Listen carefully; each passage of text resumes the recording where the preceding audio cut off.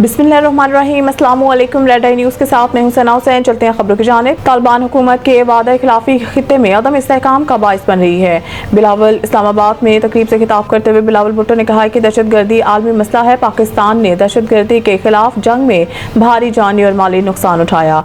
पाकिस्तान दहशतगर्दों के खिलाफ भरपूर कार्रवाइयाँ कर रहा है। उन्होंने कहा है कि 2 दहाइयों से मुसल्लह अफवाज ने दहशतगर्दी के खिलाफ जंग में मौसर किरदार अदा किया। ज़रब और रद्दुल फ़साद जैसे ऑपरेशंस ने दहशतगर्दों की कमर तोड़ी। डिजिटल प्रोपेगेंडा मौजूदा दौर का एक पेचीदा चैलेंज है। बिलावल भुट्टो का कहना था कि हमने कभी दहशतगर्दी को दावत नहीं दी, लेकिन जब वो आए तो हम झुके नहीं बल्कि लड़े। पाकिस्तान की डिक्शनरी में सरेंडर करना शामिल नहीं। दुनिया से मुतालबा है कि वो पाकिस्तानी पासपोर्ट कुर्बानियों और अज़म का एहतराम करे। उन्होंने मज़ीद कहा है कि भारत को चाहिए कि दहशतगर्दी के खिलाफ जंग में पाकिस्तान की सलाहियतों से सीखे।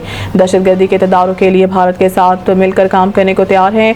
आए कश्मीर, पानी और दहशतगर्दी पर बात करें। चेयरमैन पीपी का कहना था कि तालिबान हुकूमत के वादा खिलाफियाँ खित्ते में अदम इस्तेहकाम का बाइस बन रही हैं। अफगान अबूरी हुकूमत दोहा मुआहदे में किए गए वादों की पासदारी करे। सानिया सवाल पेशावर हाई कोर्ट के सियाहों के रेस्क्यू में नाकामी पर इदारों से वजाहत तलब। चीफ जस्टिस ने एडवोकेट जनरल से इस्तफसार किया है कि इस वाक़े की जिम्मेदारी किस इदारे पर आयद होती है और क्या लोगों की जान माल के तहफ़्फ़ुज़ के लिए कोई अमली इक़दाम किए गए थे। अदालत ने इस्तफसार किया कि क्या ज़िंदगी और अमलाक महफूज बनाने के लिए कोई हदायत जारी की गई। अगर हदायत दी गई तो क्या इन पर अमल दरामद हुआ। एडवोकेट जनरल ने अदालत को बताया है कि वाक़े के बाद मुतअद्दिद अफसरान को मुअत्तल किया गया है और इंक्वायरी कमेटी तश्कील दे दी गई है। ताहम हदायत पर अमल दरामद के हवाले से कुछ नहीं कहा जा सकता। चीफ जस्टिस ने कहा है कि क्या आपको मालूम है कि कीमती इंसानी जानें इंडस हाईवेज पर ज़ाया हो रही हैं। अदालत ने दौरान समाअत कमिश्नर मलाकन, हजारा, कोहाट, बन्नू, RPOs और दीगर मुतल्लिक़ अफसरान को तलब कर लिया और कहा कि कल तमाम अफसरान तैयारी के साथ अदालत में पेश हों। चीफ जस्टिस ने रिमार्क्स दिए कि दरिया के किनारे तजावुज़ात और गैर कानूनी तामीरात के बायस ऐसे वाक़यात जन्म ले रहे हैं और मुतल्लिक़ा इदारे अब भी गैर संजीदा रवैया अपनाए हुए हैं। एडवोकेट जनरल की दरख्वास्त पर मज़ीद समाअत कल तक मुलतवी कर दी गई। इसराइल गजा में 60 रोज़ा जंग बंदी को हतमी शक्ल देने के लिए मुत्तफिक हो गया। सदर ट्रंप का दावा। अमरीकी सदर ट्रंप ने सोशल मीडिया पर जारी बयान में बताया है कि मेरे नुमाइंदों के इसराइली हुकाम से गजा की सूरत हाल पर आज तवील नतीजा खेज मुलाकात हुई है, जिसमें इसराइल की जानिब से गजा में 60 रोज़ा जंग बंदी को हतमी शक्ल देने के लिए शराइत पर इत्तफाक किया गया। सदर ट्रंप का कहना है कि 60 रोज़ के दौरान तमाम जंग के खात्मे के लिए तमाम पार्टीज के साथ मिलकर काम करेंगे। कतर और मिस्र के हुकाम हतमी तजावीज़ पेश करेंगे।